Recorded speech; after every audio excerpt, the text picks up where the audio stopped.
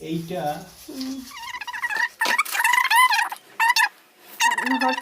রান্নাঘরটা একেবারে তছনছ অবস্থায় করে দিয়ে গেছে। এই একটা ক্যান্ডেল আছে, এরপরে আর একটা এরকম সেম ক্যান্ডেল আছে, দাঁড়াও দেখাচ্ছি।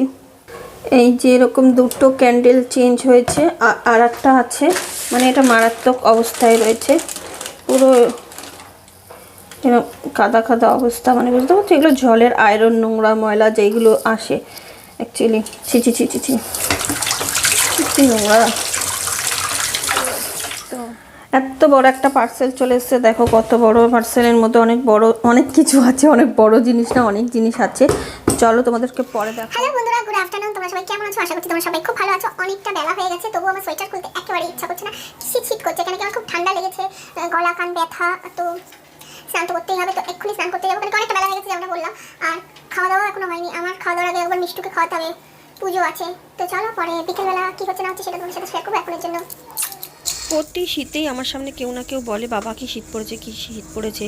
আর এবছর 25শে ডিসেম্বরের পর থেকে আমি বলতে বাধ্য হয়ে গেছি, বাবা কি শীত।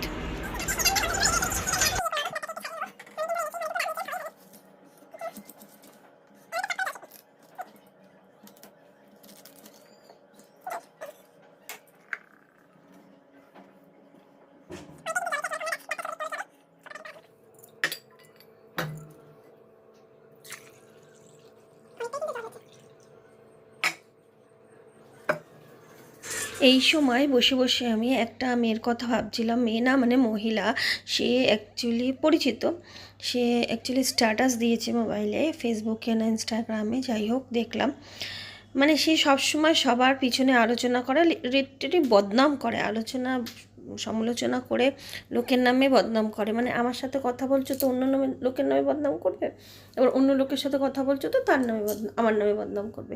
যাই হোক, সেও আবার স্ট্যাটাস দেয় যে সমালোচনা তারাই করে বা পিছনে বদনাম তারাই করে যারা সমতুল্য হওয়ার ক্ষমতা রাখে না, কাইন্ড অফ এরম কিছু একটা স্ট্যাটাস দিয়েছে। আমি ভাবি হায় রে হায়, ভাই রে ভাই। হ্যাঁ, তোকেই জিজ্ঞাসা করতে চাই, তোর কি লজ্জা লাগে না, নাকি তোর ভগবানেরও ভয় লাগে না সব কিছুর ঊর্ধ্বে? পরে ডিমান্ডে রান্না হয়েছে হচ্ছে ভাত, এদিকে একটু আলু ভাজা, এটা হচ্ছে মটর শাক, একটু পরে যাচ্ছে তোমাদের দেখাতে দিই।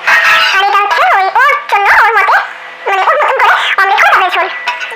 দেখালাম কি কি রান্না করেছি, কিন্তু এইগুলোর মধ্যে আমার কিছুই খেতে ইচ্ছা করছে না, কারণ জানি না কিছুদিন ধরে আমার এমনি ঠান্ডা লেগেছে, আমার কিছু ভালো লাগে না খেতে। তো কালকে মা খিচুড়ি পাঠিয়েছিল আমাকে, যেহেতু আমি খিচুড়ি ভালো খাই দেখে মা রান্না করেছিল, খানিকটা পাঠিয়েছিল আমাকে। তো ও খেয়েছে, ও রাত্রে আর ভাত খায়নি, কিন্তু আমি আর খিচুড়ি খাইনি, রাত্রে রুটি খেয়েছিলাম। তো ভাবছি এখন খিচুড়িটা খাই, আলু ভাজা দিয়ে, আলু ভাজা দিয়ে আমি খিচুড়ি ভালো খাই, সেটা আমার মাই বলছে। খিচুড়ির সঙ্গে মা আলুর দম পাঠিয়েছিল, নতুন আলুর ছোট ছোট আলুর যে আলুর দম, রুটি দিয়ে ওটাই খেয়েছিলাম। জানো তো বন্ধুরা, একা একা বসে খেতে খুবই বাজে লাগে, তবুও কেন জানি না আমি ম্যাক্সিমাম আমার একাই বসে খেতে হয়। হয় ও আগে আগে খেয়ে বেরিয়ে যায়, নয় এমন সময় আসে যে তখন ওরও বসে একাই খেতে লাগে। তো যাই হোক, ভালো না লাগলো কি আর করবো, ম্যাক্সিমাম টাইমের রুটিনটা আমার এরকমই থাকে যে আমার একা একা বসেই খেতে। আজকের ভিডিওটা এইটুকুই, দেখা হচ্ছে পরবর্তী ভিডিওতে। Thank you for watching this video, S M S family.